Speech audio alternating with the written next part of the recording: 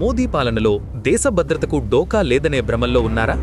అయితే ఈ వీడియో చూసి కళ్ళు తెరవండి. మోదీ వచ్చాక 6 అతిపెద్ద ఉగ్రదాడులు జరిగాయి.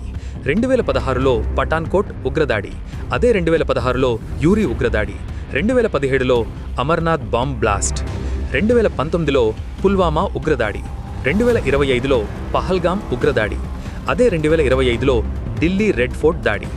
మోదీ మూడోసారి ప్రధాని అయ్యాక ఈ దేశంలో 57 ఉగ్రదాడులు జరిగాయి.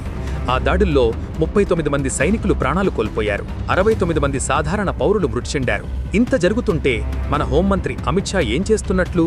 ఆయన దేశ భద్రతను గాలికొదిలేసి ఎన్నికల ప్రచారంలో బిజీగా ఉన్నాడు. మరి మన ప్రధానమంత్రి ఏం చేస్తున్నట్లు? దేశంలోని కీలక ప్రాజెక్టులన్నీ అదానీకి అప్పగించే పనిలో ఆయన బిజీగా ఉన్నాడు. మరి మీడియా ఏం చేస్తోంది? హిందూ ముస్లిం డిబేట్లతో దేశ ప్రజల బ్రెయిన్ వాష్ చేస్తోంది. ఇకనైనా మేల్కోండి, కళ్ళు తెరవండి. ఈ అసమర్థ ప్రభుత్వానికి వ్యతిరేకంగా గొంతెత్తండి.